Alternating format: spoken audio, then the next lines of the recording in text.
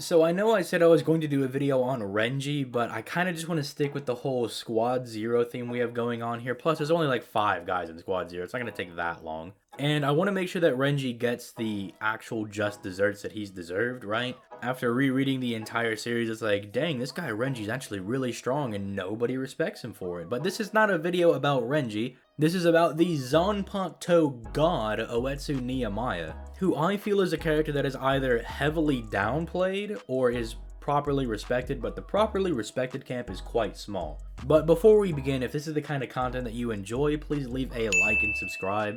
It is a free way to just show your support for the channel and show that this is the kind of content that you enjoy. But if you want to take that extra step and help the channel out monetarily, you can become a channel member, which gives you access to numerous different perks that I'll get to at the end of the video. For now, let's talk about the Zanpakuto god, Etsu Nimaiya. Now, like Ichibei and most of the other members of Squad Zero, Etsu really only has one fight to give like all of his showings from, right? But Oetsu's one fight is very, very good. His fight against the Royal Guard I feel is downplayed because right after his fight, they get a buff from the Ashwallen where Lille 2 taps him and then they get off screen, right? But you have to remember that when Yuha summons the Royal Guard, he calls them his strongest troops. Yuha calls the Royal Guard the strongest Stern Readers at his disposal currently. Which I get that there's people like Gremmy that are dead and, you know, we don't have some of the other Stern Readers, some of them have died off. But there's still people like Basby down in the Serete who did not get chosen to go into the Royal Guard.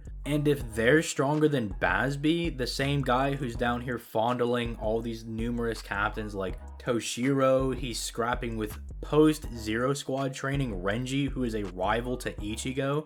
Not only that, when Ichigo is being ganged up on by the various Stern Reader, he gets punched by Meninas and he kind of shrugs that off. Robert puts a Glock straight up to his dome and Ichigo swats him away casually, but the only one that he was concerned about is when Basby points a finger at him, Ichigo actually goes, oh no, like this could actually hurt. This could actually do some serious damage to me, which again is consistent with the fact that Basby is able to scrap with post-training Renji, who is a rival to Ichigo. So again, if like Basby wasn't chosen, then that means even pre-Ashwallen, the Royal Guard was comparable to true Shikai Ichigo, and Nimaiya cuts them all down casually. Gerard gets cut down even before he can activate his miracle ability. Lille, who fires the X-axis, which has no concept of dodging by the way, gets just swatted away by Nimaiya casually. He's deflecting numerous bullets at once. And then he gets cut down.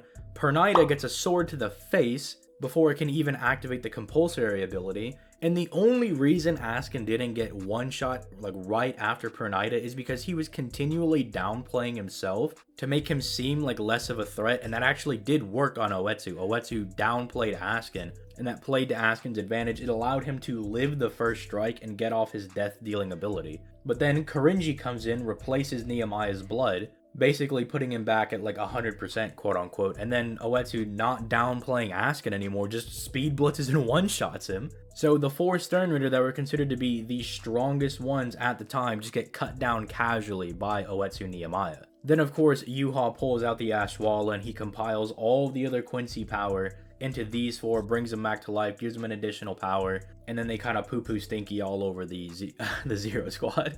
Do keep in mind the Ashwallen buff is not like some minor little amp that they're getting. They're literally getting all of the other Stern Reader's powers shoved into them. And considering that a lot of these Stern Reader are still like captain tier or like captain plus tier fighters, I wouldn't say that that's a small, insignificant amp that they're getting. But aside from that, let's talk about some of Oetsu's abilities. First of all, we have his Zanpakuto, which is like the one-shot, one-kill Zanpakuto. Too sharp to even have a sheath, so he has to carry it around in this like little tube of jelly thing. Curiously enough, in 13 Blades, it actually does list like the Zanpakuto as it being in Shikai, and then it lists a Bankai right under it as just being unknown, which does allude to the fact that we probably will get to see Oetsu's Bankai sometime in the future. I don't know what situation that's going to come up in. Is someone going to storm the Soul Palace again and then Nimaiya just pulls out Bankai? Is he going to go down to fight Ichigo and use Bankai on him? I don't know how we're going to figure that out, but apparently we will be figuring out Oetsu's Bankai sometime in the near future because it is listed as something that is there, right? Maybe we'll get it in Brave Souls, who knows?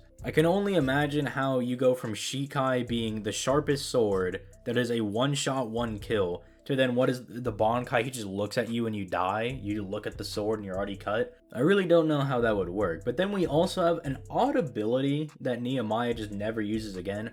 I assume he doesn't use this BFR technique because he was very excited to get to use his Zanpakuto. As he states, I don't get to use it very often because it's way too sharp and it's way too dangerous for me to be pulling out. So I'm assuming he didn't do this BFR technique because he actually just wanted to use his Zanpakuto. But when Ichigo is doing his Asauchi test and he, you know, inevitably failed, Nimaiya does a little finger gun, says you failed, and sends him back to the world of the living. So like he can just BFR people from the Soul Palace to the world of the living, which is like 2 dimensions away, because the Soul Palace is in a different dimension compared to the Soul Society, and the Soul Society is a different dimension from the world of the living. So he BFRs somebody 2 dimensions away, and it's implied that it's like a time gated thing, so it's like after an hour Ichigo gets to return, but we don't know if that has to be the case every single time, right? Like we don't know if Nimaiya can just be like, and you're gone, bye bye, and there's just like no return timer and you're not allowed to come back. We also don't know if he can just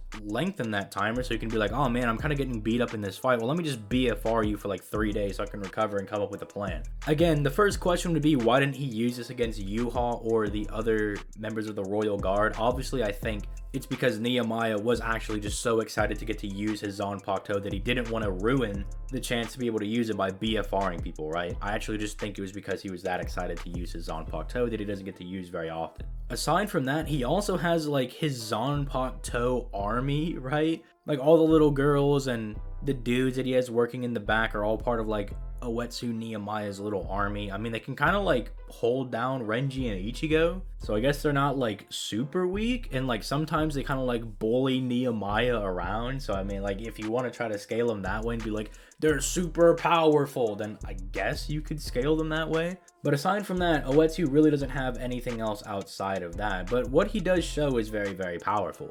And I'd love to hear your thoughts in the comments down below if, you know, you're a bit more convinced that Nimaiya is like, ah, yeah, he's actually kind of like this stronger character in Bleach. Or if you're like, nah, he's still trash, I don't think Nimaiya is all that strong.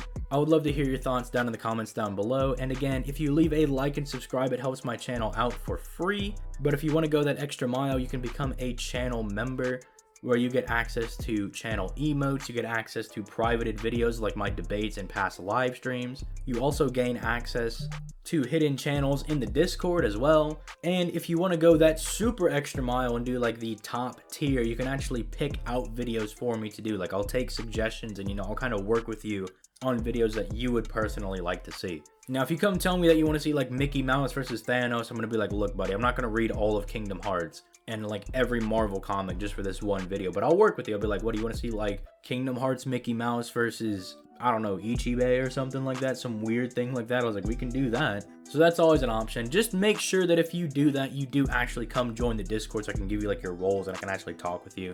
I don't want anybody feeling like they're getting gypped out of like their actual perks or anything. But with that being said, I'm going to go ahead and get out of here. You guys have yourselves a nice day. Peace. Late, guys.